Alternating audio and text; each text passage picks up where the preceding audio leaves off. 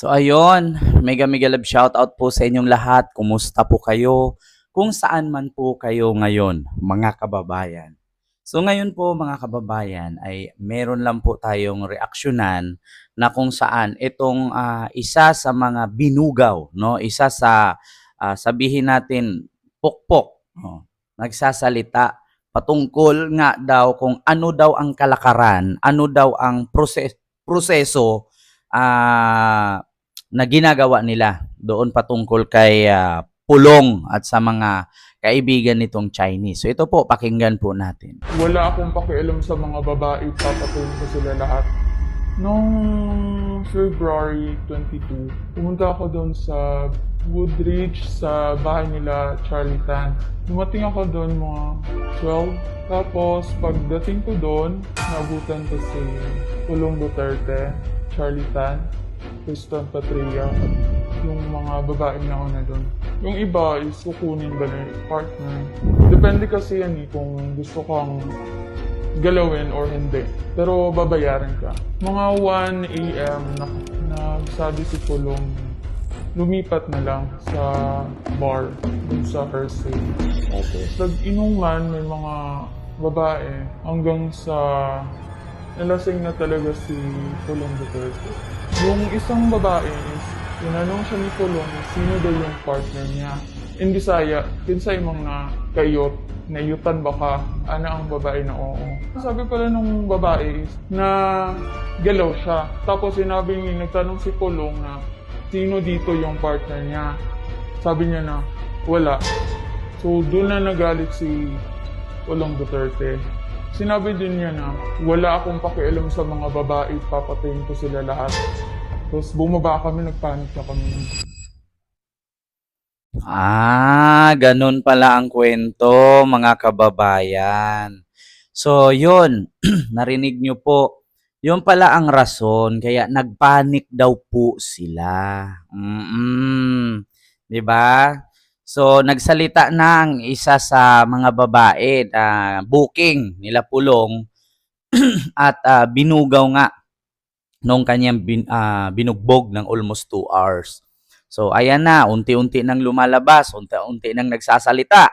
No, actually itong video na to mga kababayan ay napanood ko lang po ito sa isang Facebook post, no, at saka sa TikTok. Kalat na po ito ngayon, mga kababayan. So sa mga nagtatanong saan po 'yan, hanapin niyo lang po, no, yung babaeng booking, no, na nabugbog nga daw di umano ni Congressman yung bugaw, ay ito na, nagsasalita na nga. So alam nyo na, kaya nagpanic daw itong mga kababaihan kasi nga, nako, ako ayaw ko magsalita kasi bastos pakinggan eh.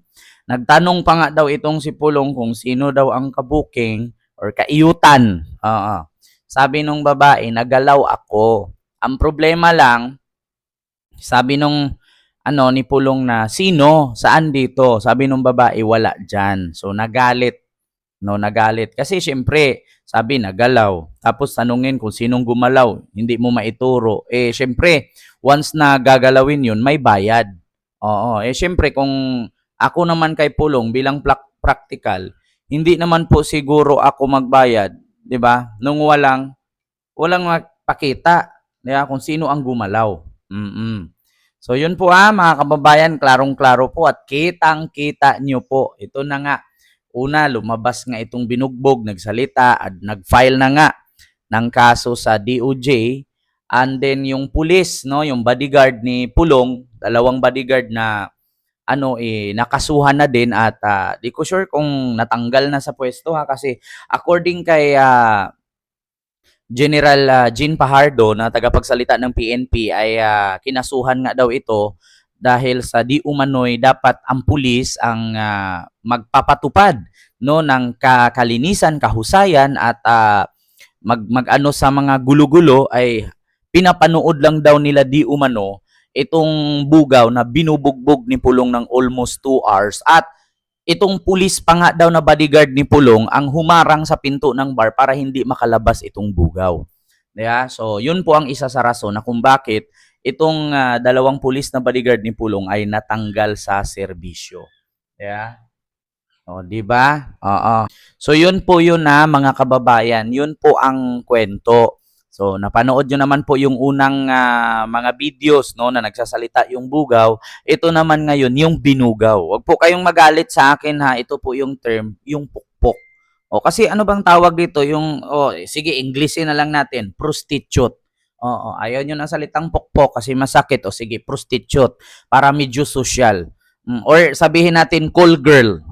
Para medyo ano, call girl ganun ganon. So 'yon mga kababayan ay lumalabas na ito ngayon. Kalat na ito ngayon, mga kababayan. Ako, sabi ko nga sa inyo tigil-tigilan niyo na 'yan, mga ganyang bagay. Alam niyo, para sa akin ha, not only for not only for Congressman Pulong, but also sa mga lalaki dyan, sa mga tatay, sa mga kuya, na alam naman natin na may mga asawa kayo. Okay lang naman siguro, ganyan, kasi wala namang mawawala sa inyo. Parte talaga ng mga lalaki yan, lalo kapag malibog, manyakis, hindi kontento sa isang puki, maghanap ng ibang puki.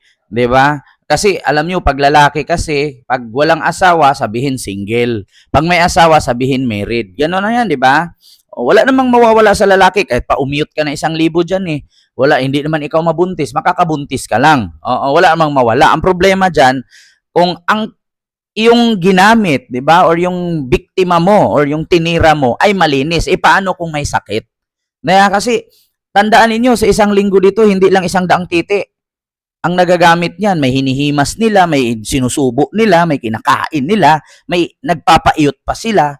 Kasi yan yung trabaho nila Ang problema kasi dyan, kung may sakit, tapos gagamit ka rin sa asawa mo.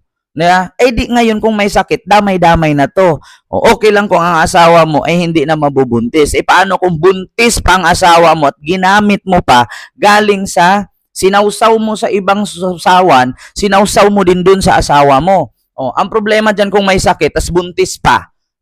Di ngayon, may sakit ang bata, madadamay pa. Alam nyo naman ngayon na according nga sa statistics, sa aking pagre-research, na ang Pilipinas po ang pinakamataas na may kaso sa HIV or AIDS. Di ba? Kaya dapat pag mga ganyan, actually naman, ako naman, hindi ko naman ina-underestimate yung mga gumagamit ng pukpok or mga prostitute or mga call girl. Ang sa akin lang kasi, hindi natin alam Diba? Kahit sabihin natin malinis yung babae, ginagamit natin. Diba? Paano kung unang sumausaw sa kanya, may sakit yun? Tas doon pa ibinuga sa babae, tapos susunod ka. Ay nako, sabi ko sa inyo, ano pa naman yan? Yung HIV pa naman, ito science to aral ito.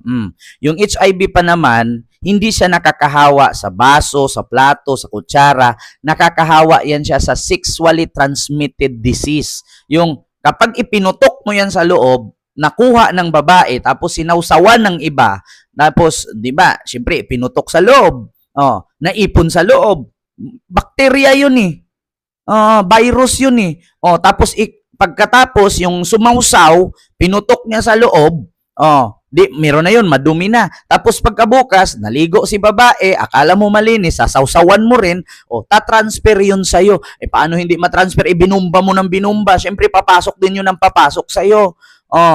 Ngayon, tapos pag uwi mo, bubomba ka rin sa asawa mo. Diba? Wala namang problema sa ganyan kasi nga, rights nyo naman yan. May mga titi kayo, may mga poke kayo, sa inyo yan Ang problema lang kasi bilang delikadesa Okay lang sana kung magaganyan kayo, kung mga hindi kayo kilala. Mga wala kayong pangalan.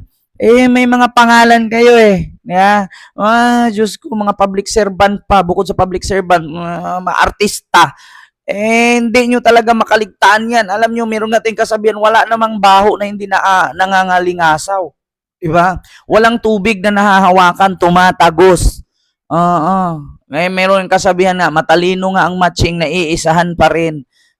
Ngayon, ito na, mga kababayan, ang katotohanan. Lumabas na at nagsalita na itong binugaw o itong prostitute na kung ano ang kalakaran at paano nagalit itong si Kong.